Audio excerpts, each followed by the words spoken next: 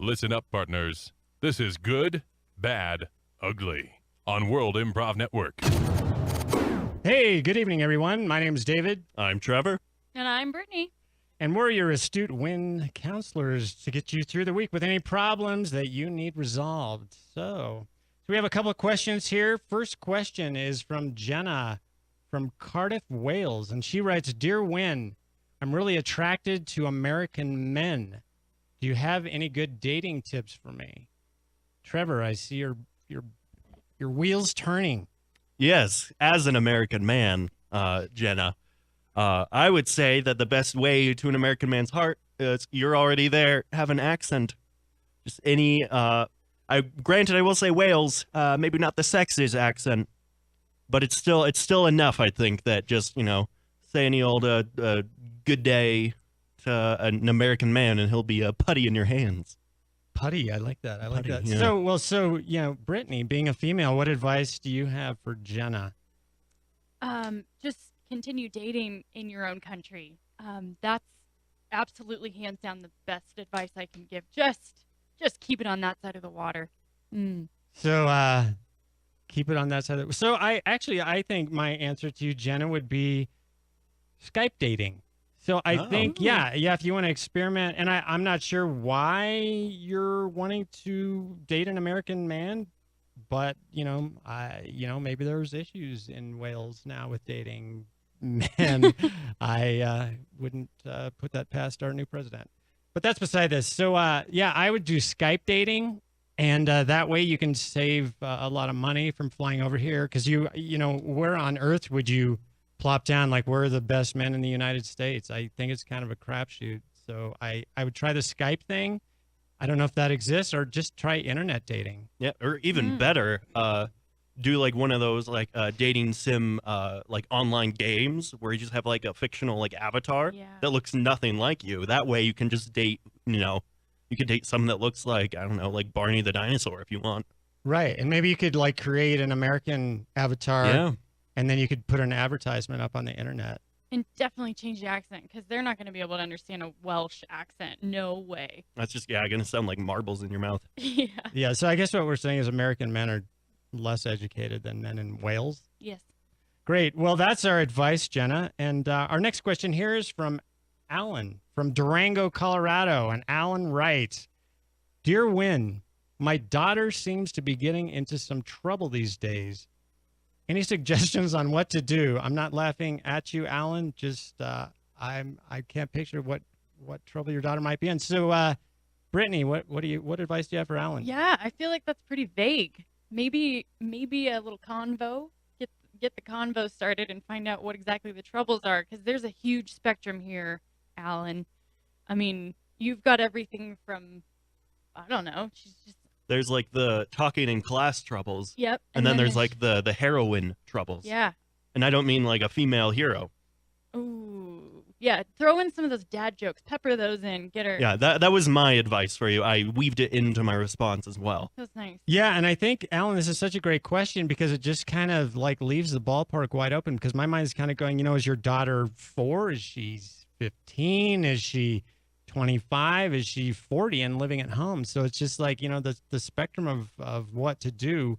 But, generally, if your daughter seems to be getting in trouble, as a general response, it's kind of like when your hand's on the fire. Does it hurt when you do that? Well, don't do that. So is it hurting you? Is it hurting your wife? Do you have other daughters? I mean, just like, we're going to create your whole backstory in your new life, Alan.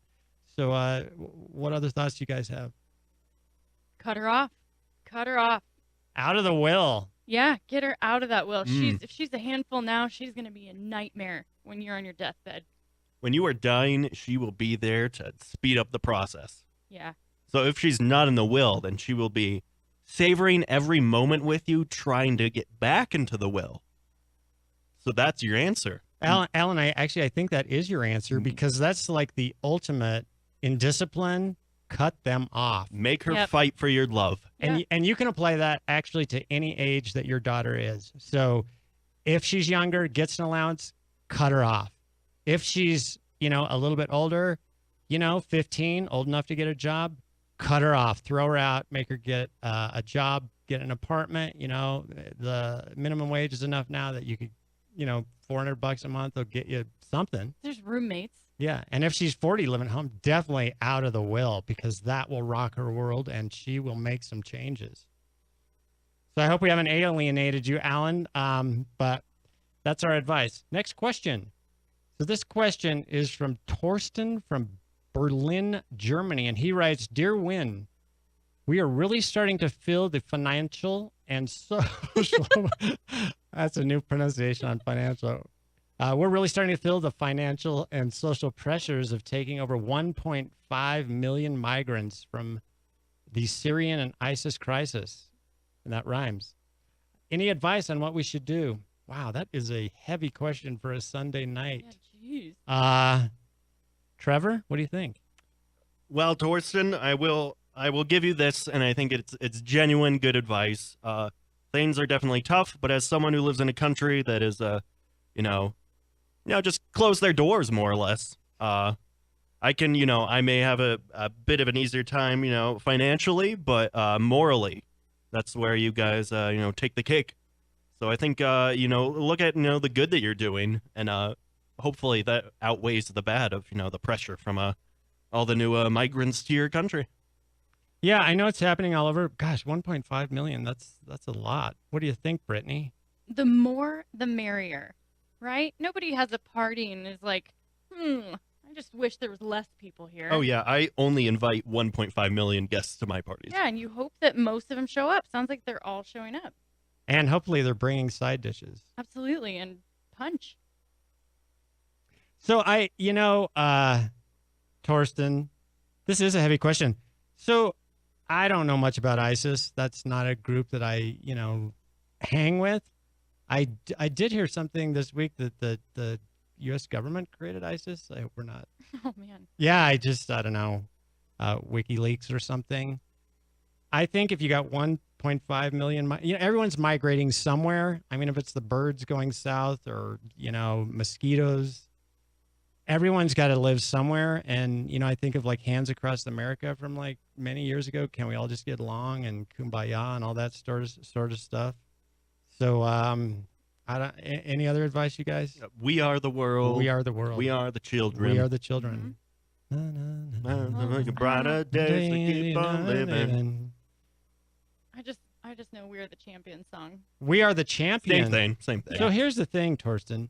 I would start a record company, and I would get these people to have it like a competition and see who can come up with the best boy band, and then we could actually get a date for Jenna because she's going to have wide representation. Yeah.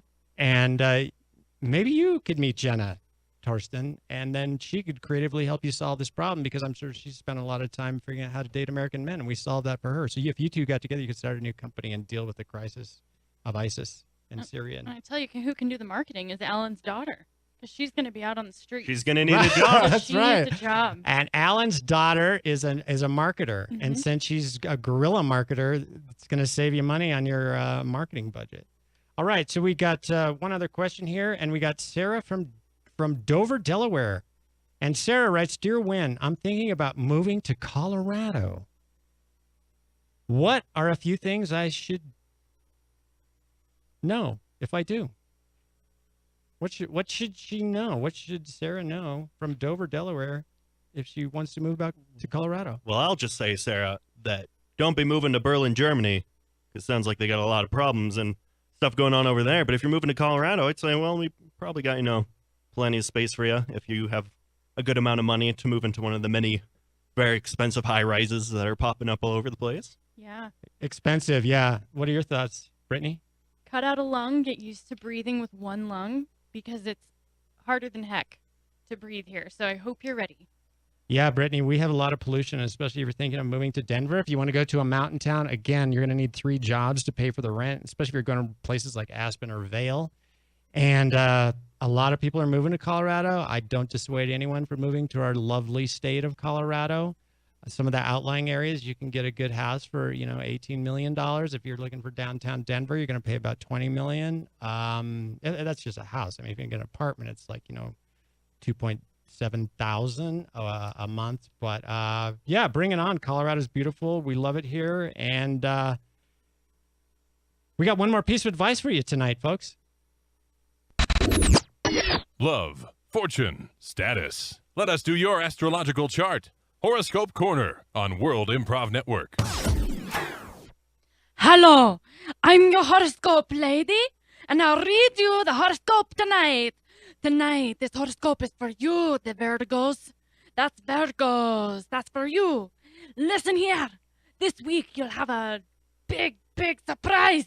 Don't be scared. It's a good surprise. Later in the week, you're going to have a mysterious visitor. If he has a mustache, stay away. But if he doesn't, welcome him in your house and let him stay where your brother sleeps.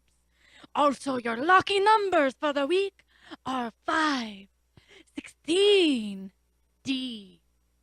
Back to you. Thank you. Join us on World Improv Network on AM 1340, FM 104.7, on Facebook at World Improv Network, on Twitter at World Improv Net, YouTube at World Improv Network, iTunes and Google Play Podcast at World Improv Network, and we'll see you next week.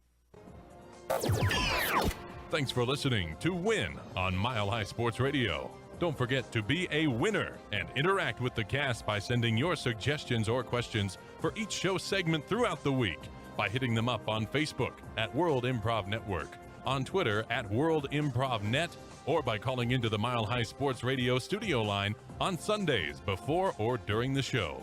See you next week.